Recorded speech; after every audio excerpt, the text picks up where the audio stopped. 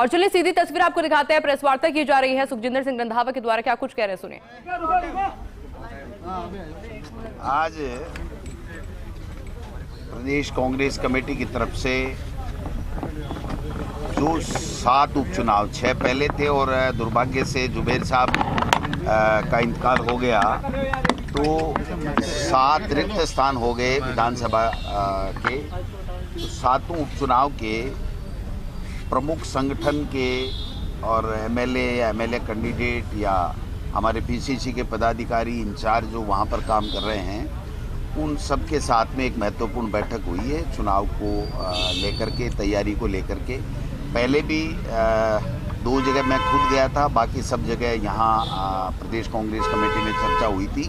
संगठन का हम विस्तार भी कर रहे हैं और संगठन के लोग जाकर के ब्लॉक लेवल, बूथ लेवल के ऊपर जो सरकार 9 महीने से पूरी तरीके से फेल है, हर मुद्दे के ऊपर कोई काम नहीं कर रही है, केवल भ्रमण और भाषण और भ्रमित करने का काम कर रही है। और ये जो पर्ची सरकार है वो 9 महीने में एक भी वादा जो इन्होंने चुनाव में किया था वो पूरा नहीं कर पा रही है। उसके बारे में जनता को जागरूक करने की बात है और मैं समझता हूँ कि सारे के सारे लोग तैयार हैं।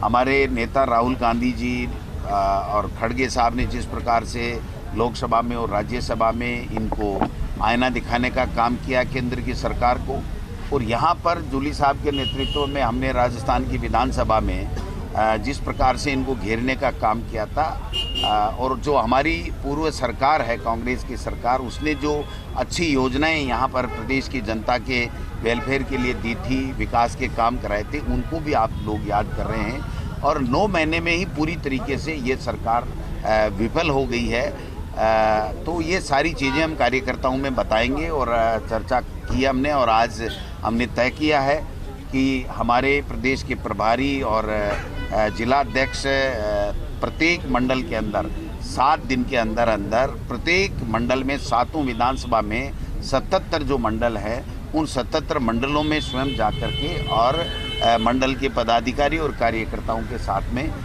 चर्चा करेंगे, कांग्रेस पार्टी के संगठन को मजबूत करेंगे और वो जो सुझाव ला करके देंगे उसके हिसाब से प्रदेश कांग्रेस कमेटी हम कहेंगे। हमारे प्रभारी रंधावा साहब ने आज हमें जो है यहाँ पर उपचुनाव में किस प्रकार की तैयारी करने हैं इनका मार्गदर्शन रहा है और हमारी हौसला अफजाई करने का काम इन्होंने किया है। संगठन को जो गाइडलाइन प्रभारी जी ने दी है उस संगठन के गाइडलाइन से हम लोग काम करेंगे और मैं स्वयं और हम सब लोग जल्दी ही कार्यक्रम बना करके इन तमाम ज़िलों के अंदर भी बड़े कार्यक्रम भी करेंगे, पूरी तैयारी के साथ में जाएंगे। और इतना कहना चाहता हूं कि जो कार्यकर्ताओं का उत्साह और जो लोगों का फीडबैक आ, तो ये जो बातें इलेक्शन से पहले बीजेपी की आदत है कि वो इलेक्शन लड़ने के लिए ही बात करते हैं, चाहे प्राइम मिनिस्टर हों। और प्राइम मिनिस्टर साहब ने, आप सभी खड़े हैं, वो कल मैंने उनका जो सुना कि जी हमें, मैं पूजा करने गया।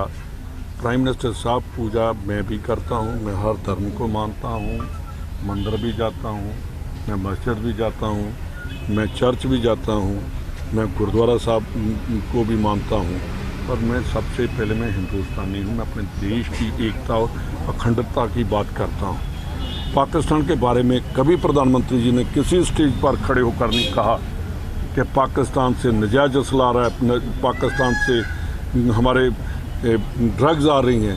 कभी नहीं कहा कि चाइना को कैसे हमने रोकना है। वो बातें हमें करनी होंगी और देशभक्ति की बात करनी पड़ेगी। अगर आज कोई ये कहे कि आपने अभी सवाल मेरे से पूछा, दोबारा पूछे, मैं उसका जवाब देता हूँ। क्या आपने कहा था? बच्चन जी भाजपा नेताओं जो बयान दे रहे हैं तो किसका? राहुल गांधी के ऊपर। अच्छा, राहुल गांधी जी के ऊपर जो उन्होंने बयान दिया है, कंगना रनौत का आप देखिए, एक और उनका एमएलए जिसने कहा था कि राहुल गांधी की जुबान काटने वाले को मैं 10 लाख दूंगा। एक हमारा पंजाब का गद्दार है रवनीत बिट्टू, जिसको चलने की जात ही चलना ही सिखाया राहुल गांधी ने। और आज भी मेरे को याद है कि वो बाल कटे हुए थे उसके, तो राहुल जी ने कहा कि अगर लीडर बना तो पगड़ी बांध। तो वो राहुल गांधी को कहे कि राहुल गांधी आतंकवादी है, नंबर 1 का आतंकवादी है, या शर्म वाली बात है। इसका मतलब पॉलिटिशियन या लीडर इतने भी गिर सकते हैं, अपना अखलाक खत्म जो है दलितों पे अत्याचार। अभी मैं देख रहा था कि आज ही एक खबर चल रही है, 12 तारीख की घटना है, एक दलित व्यक्ति को निवस्त्र करके उसको पीटा गया है। माइनर छोटी छोटी बच्चियों के साथ रेप की घटना है प्रदेश के अंदर। लेकिन जो बीजेपी के नेता राजस्थान को रेपिस्तान बता रहे थे, आज उनकी जबान पे ताला लग गया है, वो बोलना नहीं चाहते हैं। आज क्यों नहीं बोल रहे हैं? वो चुनाव से पहले उनकी जो भाषा थी, जो लैंग्वेज थी, वो आज जनता के सामने आनी चाहिए ना।